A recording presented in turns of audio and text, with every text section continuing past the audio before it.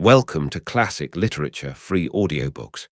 Today, we embark on a journey through The Invisible Man, a grotesque romance by H.G. Wells, a timeless work that has inspired readers for generations.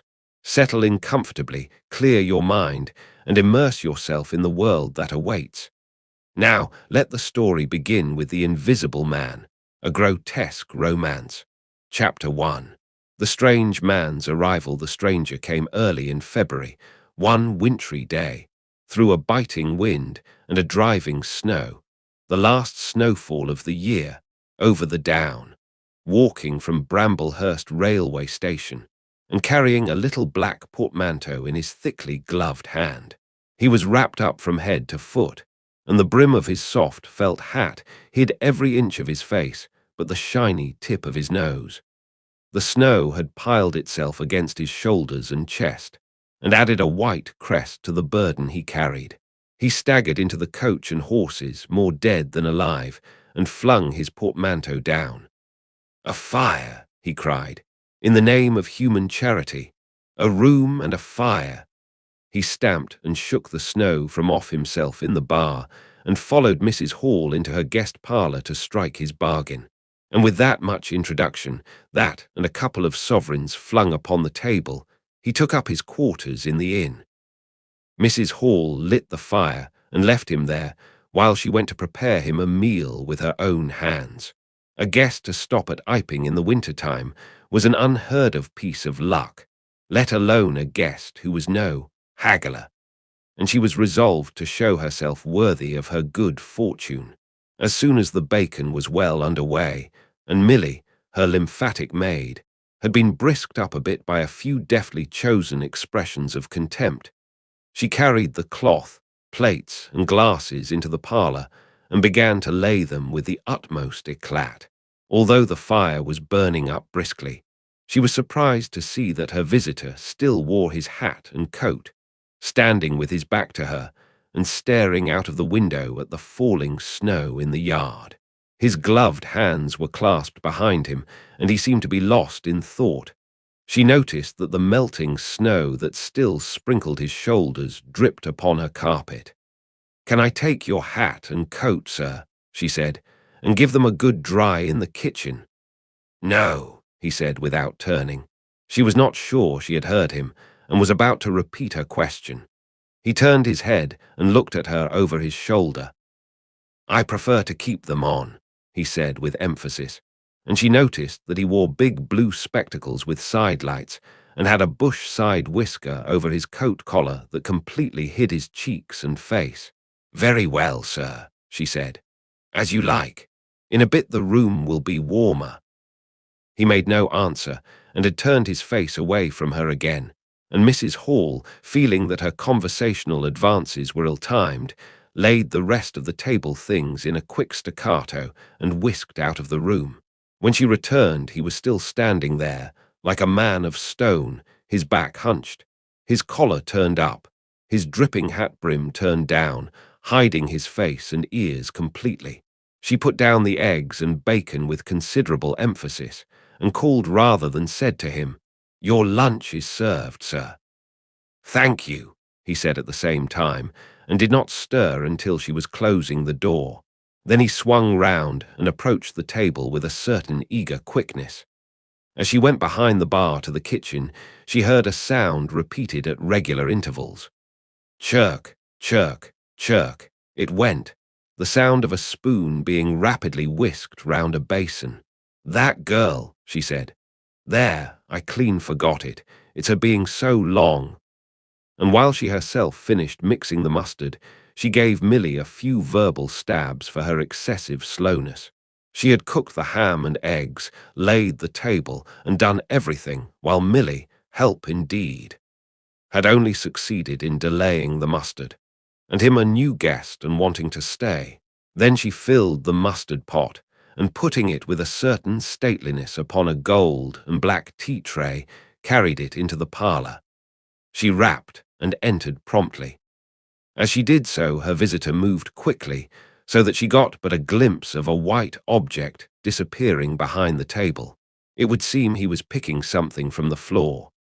She rapped down the mustard pot on the table, and then she noticed the overcoat and hat had been taken off and put over a chair in front of the fire, and a pair of wet boots threatened rust to her steel fender. She went to these things resolutely. "I suppose I may have them to dry now," she said in a voice that brooked no denial. "Leave the hat," said her visitor in a muffled voice, and turning she saw he had raised his head and was sitting and looking at her. For a moment she stood gaping at him, too surprised to speak. He held a white cloth. It was a serviette he had brought with him, over the lower part of his face, so that his mouth and jaws were completely hidden, and that was the reason of his muffled voice. But it was not that which startled Mrs. Hall.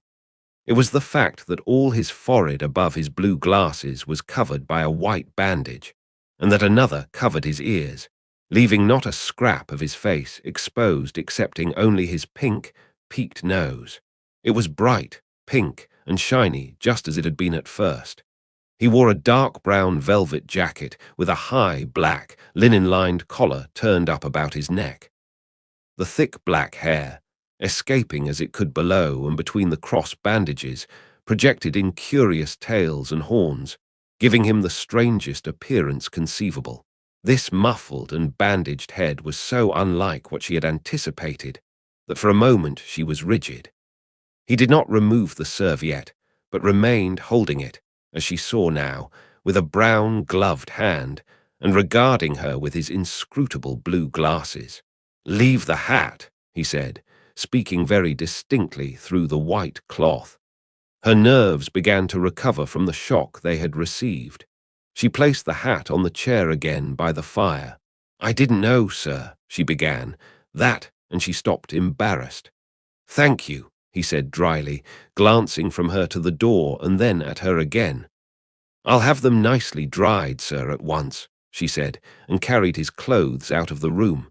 She glanced at his white swathed head and blue goggles again as she was going out of the door, but his napkin was still in front of his face.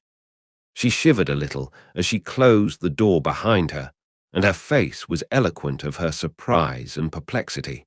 "I never," she whispered. "There." She went quite softly to the kitchen and was too preoccupied to ask Milly what she was messing about with now when she got there. The visitor sat and listened to her retreating feet. He glanced inquiringly at the window before he removed his serviette and resumed his meal. He took a mouthful, glanced suspiciously at the window, took another mouthful, then rose and taking the serviette in his hand, walked across the room and pulled the blind down to the top of the white muslin that obscured the lower panes. This left the room in a twilight. This done, he returned with an easier air to the table and his meal. "The poor souls had an accident or an operation or something," said Mrs. Hall. "What a turn them bandages did give me, to be sure." She put on some more coal, unfolded the clothes horse, and extended the traveller's coat upon this. "And they goggles. Why, he looked more like a divine helmet than a human man." She hung his muffler on a corner of the horse, and holding that handkerchief over his mouth all the time, talking through it. Perhaps his mouth was hurt too, maybe. She turned round as one who suddenly remembers. "Bless my soul alive," she said, going off at a tangent. "Ain't you done them taters yet, Milly?" When Mrs. Hall went to clear away the stranger's lunch, her idea that his mouth must also have been cut or disfigured in the accident she supposed him to have suffered was confirmed, for he was smoking a pipe, and all the time that she was in the room he never loosened the silk muffler he had wrapped round the lower part of his face to put the mouthpiece to his lips. Yet it was not forgetfulness, for she saw he glanced at it as it smouldered out. He sat in the corner with his back to the window blind and spoke now, having eaten and drunk and being comfortably warmed through, with less aggressive brevity than before. The reflection of the fire lent a kind of red animation to his big spectacles they had lacked hitherto. "I have some luggage," he said, "at Bramblehurst Station," and he asked her how he could have it sent. He bowed his bandaged head quite politely in acknowledgment of her explanation. "Tomorrow," he said. "There is no speedier delivery," and seemed quite disappointed when she answered, "No." Was she quite sure? No man with a trap who would go over. Mrs. Hall, nothing loath, answered his questions and developed a conversation. "It's a steep road by the down, sir," she said in answer to the question about a trap, and then, snatching at an opening, said, "It was there a carriage was upsettled, a year ago and more. A gentleman killed besides his coachman. Accidents, sir, happen in a moment, don't they?" But the visitor was not to be drawn so easily. "They do," he said through his muffler, eyeing her quietly through his impenetrable glasses. "But they take long enough to get well, don't they? There was my sister's son, Tom, just cut his arm with a scythe, tumbled on it in the Ifield, and bless me, he was 3 months tied up, sir. You'd hardly believe it. It's regular given me a dread of a scythe, sir." "I can quite understand that," said the visitor. "He was afraid, one time, that he'd have to have an operation. He was that bad, sir." The visitor laughed abruptly, a bark of a laugh that he seemed to bite and kill in his mouth. "Was he?" he said. "He was, sir.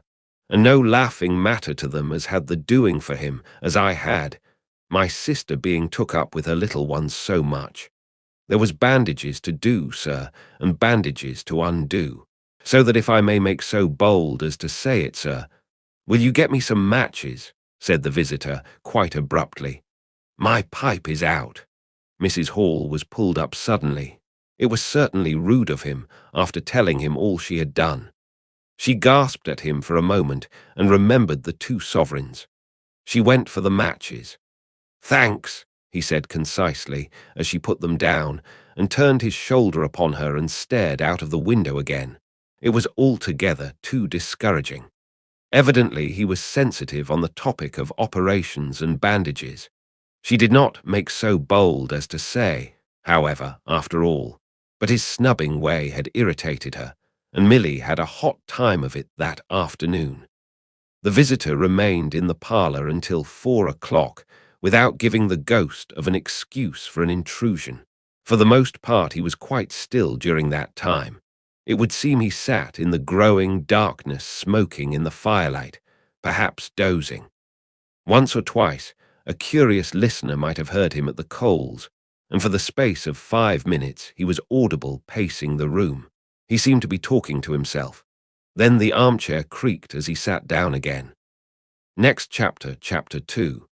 Mr. Teddy Henfrey's first impressions at 4 o'clock, when it was fairly dark, and Mrs. Hall was screwing up her courage to go in and ask her visitor if he would take some tea. Teddy Henfrey, the clock jobber, came into the bar. "My sakes, Mrs. Hall," said he, "but this is terrible weather for thin boots." The snow outside was falling faster. Mrs. Hall agreed, and then noticed he had his bag with him. "Now you're here, Mr. Teddy," said she, "I'd be glad if you'd give Th, old clock in the parlour, a bit of a look. Tea's going, and it strikes well and hearty, but the hour hand won't do nothing but point at 6. And leading the way, she went across to the parlour door and rapped and entered.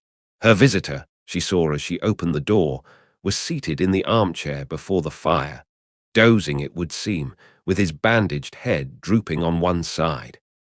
The only light in the room was the red glow from the fire, which lit his eyes like adverse railway signals, but left his downcast face in darkness, and the scanty vestiges of the day that came in through the open door. Everything was ruddy, shadowy, and indistinct to her, the more so since she had just been lighting the bar lamp, and her eyes were dazzled. But for a second, it seemed to her that the man she looked at had an enormous mouth wide open, a vast and incredible mouth that swallowed the whole of the lower portion of his face. It was the sensation of a moment. The white-bound head, the monstrous goggle eyes, and this huge yawn below it. Then he stirred, started up in his chair, put up his hand. She opened the door wide, so that the room was lighter, and she saw him more clearly, with the muffler held up to his face, just as she had seen him hold the serviette before. The shadows, she fancied, had tricked her. "Would you mind, sir, this man a-coming to look at the clock, sir?" she said, recovering from the momentary shock. "Look at the clock," he said, staring round in a drowsy manner and speaking over his hand, and then, getting more fully awake, "Certainly." Mrs. Hall went away to get a lamp, and he rose and stretched himself. Then came the light, and Mr. Teddy Henfrey, entering, was confronted by this bandaged person. He was, he says, taken aback. "Good afternoon," said the stranger, regarding him, as Mr. Henfrey says, with a vivid sense of the dark spectacles, like a lobster. "I hope," said Mr. Henfrey, "that it's no intrusion." "None whatever," said the stranger. "Though I understand," he said, turning to Mrs. Hall, "that this room is really to be mine for my own private use." "I thought, sir," said Mrs. Hall, "you'd prefer the clock." "Certainly," said the stranger. "Certainly, but as a rule I like to be alone and undisturbed. But I'm really glad to have the clock seen to," he said, seeing a certain hesitation in Mr. Henfrey's manner. "Very glad." Mr. Henfrey had intended to apologize and withdraw, but this anticipation reassured him. The stranger turned round with his back to the fireplace and put his hands behind his back. "And presently," he said, "when the clock mending is over, I think I should like to have some tea, but not till the clock mending is over." Mrs. Hall was about to leave the room. She made no conversational advances this time, because she did not want to be snubbed in front of Mr. Henfrey. When her visitor asked her if she had made any arrangements about his boxes at Bramblehurst, she told him she had mentioned the matter to the postman and that the carrier could bring them over on the morrow. "You are certain that is the earliest?" he said. She was certain, with a marked coldness. "I should explain," he added, "what I was really too cold and fatigued to do before, that I am an experimental investigator." "Indeed, sir," said Mrs. Hall, much impressed, "and my baggage contains apparatus and appliances." "Very useful things indeed they are, sir," said Mrs. Hall, "and I'm very naturally anxious to get on with my inquiries." "Of course, sir. My reason for coming to Iping," he proceeded, with a certain deliberation of manner, "was a desire for solitude. I do not wish to be disturbed in my work. In addition to my work, an accident—" "I thought as much," said Mrs. Hall to herself, "necessitates a certain retirement. My eyes are sometimes so weak and painful that I have to shut myself up in the dark for hours together, lock myself up. Sometimes, now and then. Not at present, certainly. At such times the slightest disturbance, the entry of a stranger into the room, is a source of excruciating annoyance to me. It is well these things should be understood." "Certainly, sir," said Mrs. Hall, "and if I might make so bold as to ask—" "That I think is all," said the stranger, with that quietly irresistible air of finality he could assume at will. Mrs. Hall reserved her question and sympathy for a better occasion. After Mrs. Hall had left the room, he remained standing in front of the fire, glaring, so Mr. Henfrey puts it, at the clock mending. Mr. Henfrey not only took off the hands of the clock and the face, but extracted the works, and he tried to work in as slow and quiet and unassuming a manner as possible. He worked with the lamp close to him, and the green shade threw a brilliant light upon his hands and upon the frame and wheels, and left the rest of the room shadowy. When he looked up, coloured patches swam in his eyes. Being constitutionally of a curious nature, he had removed the works, a quite unnecessary proceeding, with the idea of delaying his departure and perhaps falling into conversation with the stranger. But the stranger stood there, perfectly silent and still. So still, it got on Henfrey's nerves. He felt alone in the room and looked up, and there, grey and dim, was the bandaged head and huge blue lenses staring fixedly, with a mist of green spots drifting in front of them. It was so uncanny to Henfrey that for a minute they remained staring blankly at one another. Then Henfrey looked down again. Very uncomfortable position. One would like to say something. Should he remark that the weather was very cold for the time of year? He looked up as if to take aim with that introductory shot. "The weather," he began. "Why don't you finish and go?" said the rigid figure, evidently in a state of painfully suppressed rage. "All you've got to do is to fix the hour hand on its axle. You're simply humbugging." "Certainly, sir, 1 minute more. I overlooked." And Mr. Henfrey finished and went. But he went feeling excessively annoyed. "Damn it," said Mr. Henfrey to himself, trudging down the village through the thawing snow. "A man must do a clock at times, surely." And again, can't a man look at you? Ugly. And yet again, seemingly not. If the police was wanting you, you couldn't be more ropped and bandaged. At Gleason's corner he saw Hall, who had recently married the stranger's hostess at the Coach and Horses, and who now drove the Iping conveyance, when occasional people required it, to Sidderbridge Junction, coming towards him on his return from that place. Hall had evidently been stopping a bit at Sidderbridge, to judge by his driving. "'Ow do, Teddy," he said, passing. "You got a rum un up home," said Teddy. Hall very sociably pulled up. "What's that?" he asked. "Rum-looking customer stopping at the Coach and Horses," said Teddy. "My sakes!" And he proceeded to give Hall a vivid description of his grotesque guest. "Looks a bit like a disguise, don't it? I'd like to see a man's face if I had him stopping in my place," said Henfrey. "But women are that trustful where strangers are concerned. He's took your rooms and he ain't even given a name, Hall." "You don't say so," said Hall, who was a man of sluggish apprehension. "Yes," said Teddy. "By the week. Whatever he is, you can't get rid of him under the week. And he's got a lot of luggage coming tomorrow, so he says. Let's hope it won't be stones in boxes, Hall."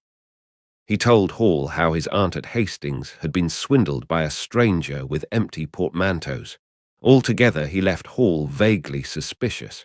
"Get up, old girl," said Hall. "I suppose I must see 'bout this." Teddy trudged on his way with his mind considerably relieved.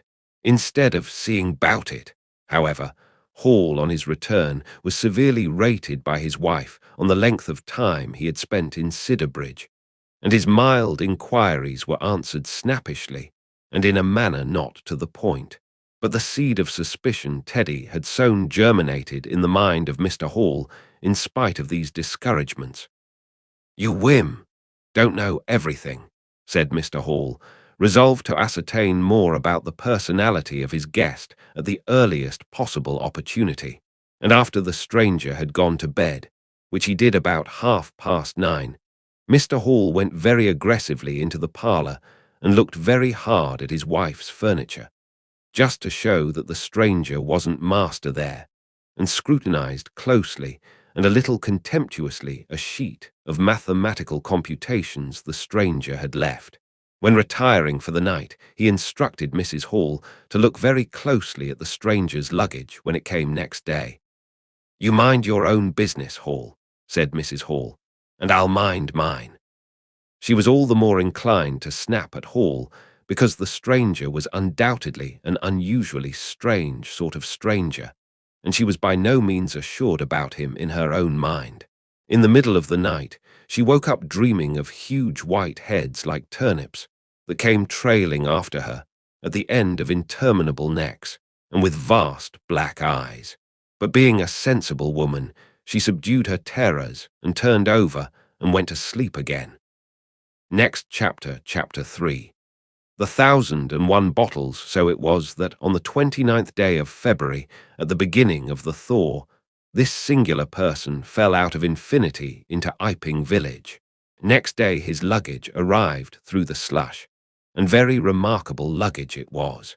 There were a couple of trunks indeed, such as a rational man might need, but in addition there were a box of books, big, fat books, of which some were just in an incomprehensible handwriting, and a dozen or more crates, boxes, and cases, containing objects packed in straw, as it seemed to Hall, tugging with a casual curiosity at the straw, glass bottles. The stranger, muffled in hat, coat, gloves and wrapper, came out impatiently to meet Fearenside's cart, while Hall was having a word or so of gossip preparatory to helping bring them in. Out he came, not noticing Fearenside's dog, who was sniffing in a dilettante spirit at Hall's legs. "Come along with those boxes," he said. "I've been waiting long enough." And he came down the steps towards the tail of the cart, as if to lay hands on the smaller crate. No sooner had Fearenside's dog caught sight of him, however, than it began to bristle and growl savagely, and when he rushed down the steps, it gave an undecided hop, and then sprang straight at his hand. "Whop!" cried Hall, jumping back, for he was no hero with dogs, and Fearenside howled, "Lie down!" and snatched his whip. They saw the dog's teeth had slipped the hand, heard a kick, saw the dog execute a flanking jump and get home on the stranger's leg, and heard the rip of his trousering. Then the finer end of Fearenside's whip reached his property, and the dog, yelping with dismay, retreated under the wheels of the wagon. It was all the business of a swift half-minute. No one spoke, everyone shouted. The stranger glanced swiftly at his torn glove and at his leg, made as if he would stoop to the latter, then turned and rushed swiftly up the steps into the inn. They heard him go headlong across the passage and up the uncarpeted stairs to his bedroom. "You brute, you!" said Fearenside, climbing off the wagon with his whip in his hand, while the dog watched him through the wheel. "Come here," said Fearenside. "You'd better." Hall had stood gaping. "He was bit," said Hall. "I'd better go and see to N," and he trotted after the stranger. He met Mrs. Hall in the passage. "Carrier's dog," he said, "bit N." He went straight upstairs, and the stranger's door being ajar, he pushed it open and was entering without any ceremony, being of a naturally sympathetic turn of mind. The blind was down, and the room dim. He caught a glimpse of a most singular thing, what seemed a handless arm waving towards him, and a face of 3 huge indeterminate spots on white, very like the face of a pale pansy. Then he was struck violently in the chest, hurled back, and the door slammed in his face and locked. It was so rapid that it gave him no time to observe. A waving of indecipherable shapes, a blow and a concussion. There he stood on the dark little landing, wondering what it might be that he had seen. A couple of minutes after, he rejoined the little group that had formed outside the coach and horses. There was Fearenside telling about it all over again for the second time. There was Mrs. Hall saying his dog didn't have no business to bite her guests. There was Huckster, the general dealer from over the road, interrogative, and Sandy Wodgers from the forge, judicial. Besides women and children, all of them saying fatuities. "Wouldn't let N bite me, I knows. Tasn't right have such dogs. Wha'd he bite N for then?" And so forth. Mr. Hall, staring at them from the steps and listening, found it incredible that he had seen anything so very remarkable happen upstairs. Besides, his vocabulary was altogether too limited to express his impressions. "He don't want no help, he says," he said in answer to his wife's inquiry. "We'd better be a tarkin of his luggage in." "He ought to have it cauterized at once," said Mr. Huckster, "especially if it's at all inflamed." "I'd shoot N, that's what I'd do," said a lady in the group. Suddenly the dog began growling again. "Come along," cried an angry voice in the doorway, and there stood the muffled stranger with his collar turned up and his hat brim bent down. "The sooner you get those things in the better, I'll be pleased." It is stated by an anonymous bystander that his trousers and gloves had been changed. "Was you hurt, sir?" said Fearenside. "I'm rare sorry the dog." "Not a bit," said the stranger. "Never broke the skin. Hurry up with those things." He then swore to himself, so Mr. Hall asserts. Directly the first crate was, in accordance with his directions, carried into the parlour, The stranger flung himself upon it with extraordinary eagerness and began to unpack it, scattering the straw with an utter disregard of Mrs. Hall's carpet. And from it he began to produce bottles, little fat bottles containing powders, small and slender bottles containing colored and white fluids, fluted blue bottles labeled poison, bottles with round bodies and slender necks, large green glass bottles, large white glass bottles, bottles with glass stoppers and frosted labels, bottles with fine corks, bottles with bungs, bottles with wooden caps, wine bottles, saladol bottles, putting them in rows on the chiffonier, on the mantel, on the table under the window, round the floor, on the bookshelf, everywhere. The chemist's shop in Bramblehurst could not boast half so many. Quite a sight it was. Crate after crate yielded bottles until all 6 were empty and the table high with straw. The only things that came out of these crates besides the bottles were a number of test tubes and a carefully packed balance. And directly the crates were unpacked, the stranger went to the window and set to work, not troubling in the least about the litter of straw, the fire which had gone out, the box of books outside, nor for the trunks and other luggage that had gone upstairs. When Mrs. Hall took his dinner into him, he was already so absorbed in his work, pouring little drops out of the bottles into test tubes, that he did not hear her until she had swept away the bulk of the straw and put the tray on the table, with some little emphasis perhaps, seeing the state that the floor was in. Then he half turned his head and immediately turned it away again. But she saw he had removed his glasses. They were beside him on the table, and it seemed to her that his eye sockets were extraordinarily hollow. He put on his spectacles again, and then turned and faced her. She was about to complain of the straw on the floor when he anticipated her. "I wish you wouldn't come in without knocking," he said, in the tone of abnormal exasperation that seemed so characteristic of him. "I knocked, but seemingly—" "Perhaps you did. But in my investigations, my really very urgent and necessary investigations, the slightest disturbance, the jar of a door, I must ask you—" "Certainly, sir. You can turn the lock if you're like that, you know, any time." "A very good idea," said the stranger. "This straw, sir, if I might make so bold as to remark—" "Don't. If the straw makes trouble, put it down in the bill." And he mumbled at her, words suspiciously like curses. He was so odd, standing there, so aggressive and explosive, bottle in one hand and test tube in the other, that Mrs. Hall was quite alarmed. But she was a resolute woman. "In which case, I should like to know, sir, what you consider." "A shilling. Put down a shilling. Surely a shilling's enough." "So be it," said Mrs. Hall, taking up the tablecloth and beginning to spread it over the table. "If you're satisfied, of course." He turned and sat down, with his coat collar toward her. All the afternoon he worked with the door locked, and as Mrs. Hall testifies, for the most part in silence. But once there was a concussion, and a sound of bottles ringing together as though the table had been hit, and the smash of a bottle flung violently down, and then a rapid pacing athwart the room. Fearing something was the matter, she went to the door and listened, not caring to knock. "I can't go on," he was raving. "I can't go on.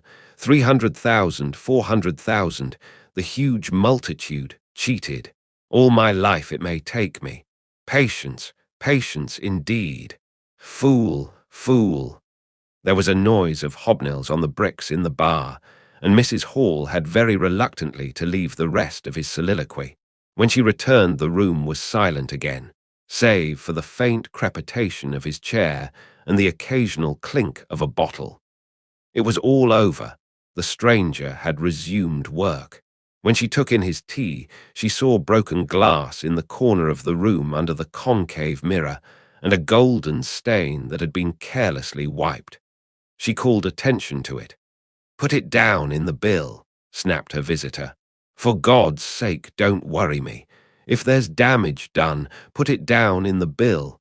And he went on ticking a list in the exercise book before him. "I'll tell you something," said Fear Inside mysteriously. It was late in the afternoon, and they were in the little beer shop of Iping Hanger. "Well," said Teddy Henfrey, "this chap you're speaking of, what my dog bit, well, he's black. Leastways, his legs are. I seed through the tear of his trousers and the tear of his glove. You'd have expected a sort of pinky to show, wouldn't you? Well, there wasn't none, just blackness. I tell you, he's as black as my hat." "My sakes," said Henfrey, "it's a rummy case altogether. Why, his nose is as pink as paint."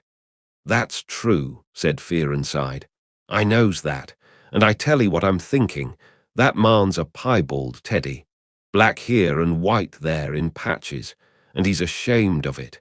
He's a kind of half-breed, and the colours come off patchy instead of mixing. I've heard of such things before, and it's the common way with horses, as anyone can see." Next chapter, Chapter 4, Mr.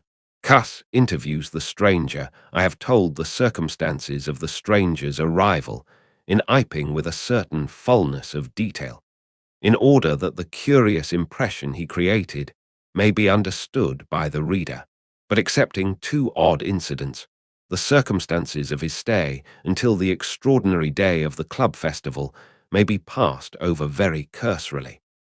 There were a number of skirmishes with Mrs. Hall on matters of domestic discipline, but in every case until late April, when the first signs of penury began, he overrode her by the easy expedient of an extra payment.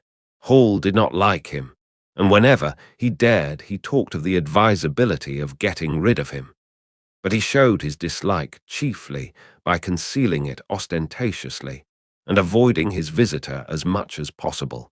"Wait till the summer," said Mrs. Hall sagely, "when the artists are beginning to come. Then we'll see. He may be a bit overbearing, but bills settled punctual is bills settled punctual, whatever you'd like to say." The stranger did not go to church, and indeed made no difference between Sunday and the irreligious days, even in costume. He worked, as Mrs. Hall thought, very fitfully. Some days he would come down early and be continuously busy. On others he would rise late, pace his room, fretting audibly for hours together, smoke, sleep in the armchair by the fire. Communication with the world beyond the village he had none. His temper continued very uncertain. For the most part his manner was that of a man suffering under almost unendurable provocation, and once or twice things were snapped, torn, crushed, or broken in spasmodic gusts of violence. He seemed under a chronic irritation of the greatest intensity. His habit of talking to himself in a low voice grew steadily upon him, but though Mrs. Hall listened conscientiously, she could make neither head nor tail of what she heard. He rarely went abroad by daylight, but at twilight he would go out muffled up invisibly, whether the weather were cold or not, and he chose the loneliest paths and those most overshadowed by trees and banks. His goggling spectacles and ghastly bandaged face under the penthouse of his hat came with a disagreeable suddenness out of the darkness upon one or two home-going labourers, and Teddy Henfrey, tumbling out of the scarlet coat, one night, at 9:30, was scared shamefully by the stranger's skull-like head. He was walking hat in hand, lit by the sudden light of the opened-in door. Such children as saw him at nightfall dreamt of bogies, and it seemed doubtful whether he disliked boys more than they disliked him, or the reverse. But there was certainly a vivid enough dislike on either side. It was inevitable that a person of so remarkable an appearance and bearing should form a frequent topic in such a village as Iping. Opinion was greatly divided about his occupation. Mrs. Hall was sensitive on the point. When questioned, she explained very carefully that he was an experimental investigator, going gingerly over the syllables as one who dreads pitfalls. When asked what an experimental investigator was, she would say with a touch of superiority that most educated people knew such things as that, and would thus explain that he discovered things. Her visitor had had an accident, she said, which temporarily discolored his face and hands, and being of a sensitive disposition, he was averse to any public notice of the fact. Out of her hearing, there was a view largely entertained that he was a criminal trying to escape from justice by wrapping himself up so as to conceal himself altogether from the eye of the police. This idea sprang from the brain of Mr. Teddy Henfrey. No crime of any magnitude dating from the middle or end of February was known to have occurred. Elaborated in the imagination of Mr. Good, the probationary assistant in the National School, this theory took the form that the stranger was an anarchist in disguise, preparing explosives, and he resolved to undertake such detective operations as his time permitted. These consisted for the most part in looking very hard at the stranger whenever they met, or in asking people who had never seen the stranger, leading questions about him. But he detected nothing. Another school of opinion followed Mr. Fearenside, and either accepted the piebald view or some modification of it.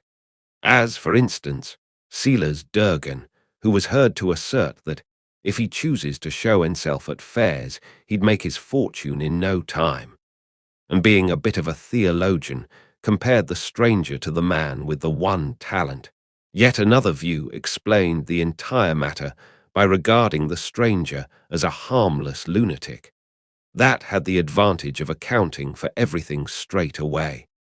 Between these main groups there were waverers and compromisers.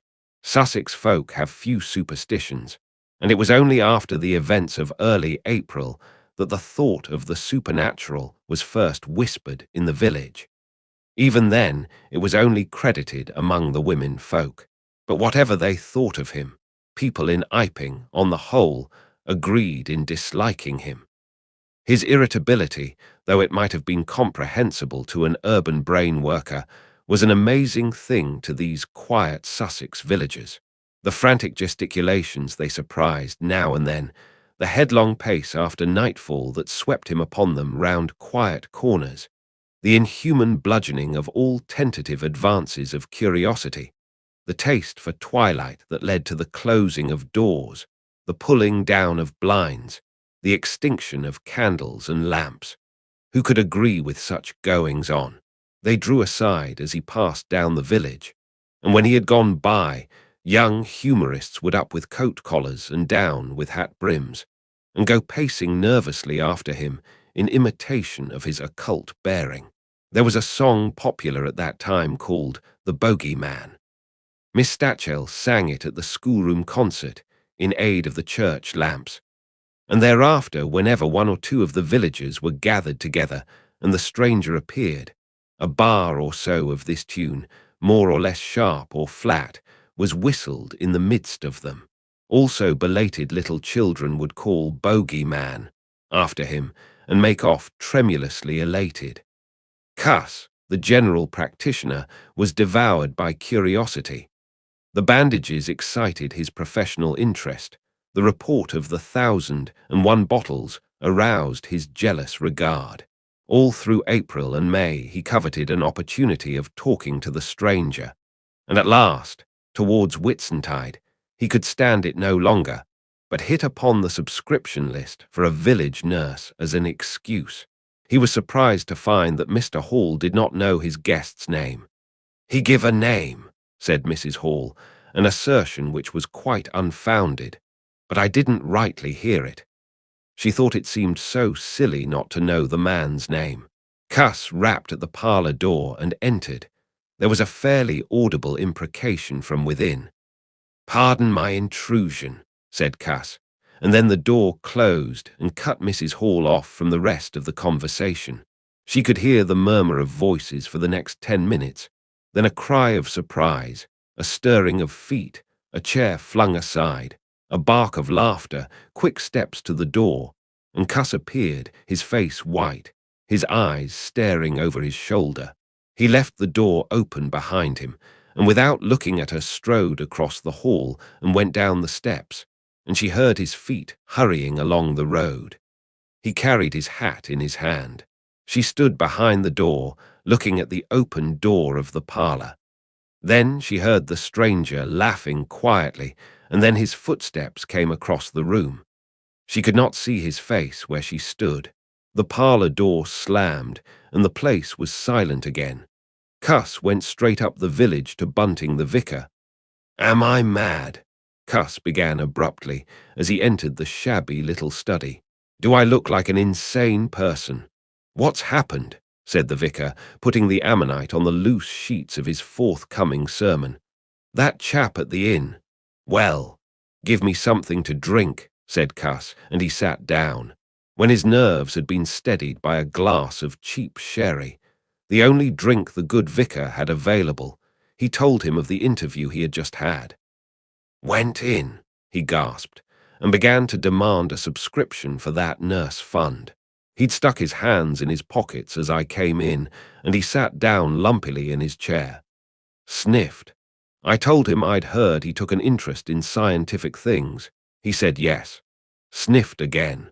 Kept on sniffing all the time. Evidently recently caught an infernal cold. No wonder wrapped up like that. I developed the nurse idea, and all the while kept my eyes open. Bottles, chemicals everywhere. Balance, test tubes in stands, and a smell of evening primrose. Would he subscribe? Said he'd consider it. Asked him point blank was he researching. Said he was. A long research. Got quite cross. "A damnable long research," said he, blowing the cork out, so to speak. "Oh," said I, and out came the grievance. The man was just on the boil, and my question boiled him over. He had been given a prescription, most valuable prescription. What for he wouldn't say. Was it medical? "Damn you, what are you fishing after?" I apologized. Dignified sniff and cough. He resumed. He'd read it. 5 ingredients. Put it down, turned his head. Draught of air from window lifted the paper. Swish, rustle. He was working in a room with an open fireplace, he said. Saw a flicker, and there was the prescription burning and lifting chimneyward. Rushed towards it just as it whisked up the chimney. So, just at that point, to illustrate his story, out came his arm. Well, no hand, just an empty sleeve. Lord, I thought that's a deformity. Got a cork arm, I suppose, and has taken it off. Then I thought, there's something odd in that. What the devil keeps that sleeve up and open if there's nothing in it? There was nothing in it, I tell you. Nothing down it, right down to the joint. I could see right down it to the elbow, and there was a glimmer of light shining through a tear of the cloth. "Good God," I said. Then he stopped, stared at me with those black goggles of his, and then at his sleeve. Well, that's all. He never said a word, just glared and put his sleeve back in his pocket quickly. "I was saying," said he, "that there was the prescription burning, wasn't I?" Interrogative cough. "How the devil," said I, "can you move an empty sleeve like that?"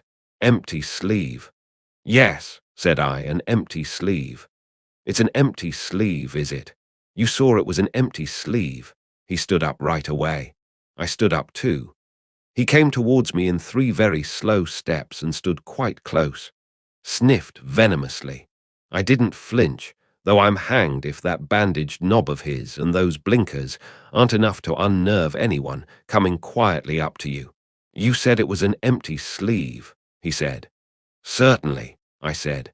At staring and saying nothing, a bare-faced man, unspectacled, starts scratch. Then very quietly he pulled his sleeve out of his pocket again and raised his arm towards me as though he would show it to me again. He did it very, very slowly. I looked at it. Seemed an age. "Well," said I, clearing my throat, "there's nothing in it." Had to say something. I was beginning to feel frightened. I could see right down it. He extended it straight towards me, slowly, slowly, just like that, until the cuff was 6 inches from my face. Queer thing to see an empty sleeve come at you like that. And then, well, something exactly like a finger and thumb it felt nipped my nose. Bunting began to laugh. "There wasn't anything there," said Cuss, his voice running up into a shriek at the there. It's all very well for you to laugh, but I tell you I was so startled. I hit his cuff hard and turned around and cut out of the room. I left him. Cuss stopped. There was no mistaking the sincerity of his panic. He turned round in a helpless way and took a second glass of the excellent vicar's very inferior sherry.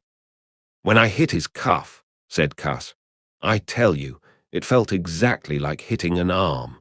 And there wasn't an arm. There wasn't the ghost of an arm." Mr. Bunting thought it over. He looked suspiciously at Cuss. "It's a most remarkable story," he said.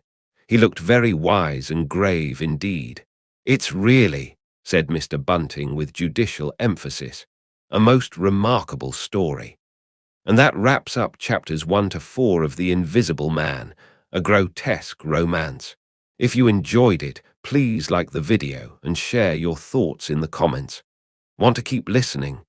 Head over to the next chapter and let it play in the background while you relax or work. Links are in description. Don't forget to subscribe and tap the bell so you'll be notified when the next chapters are released. Thanks for listening.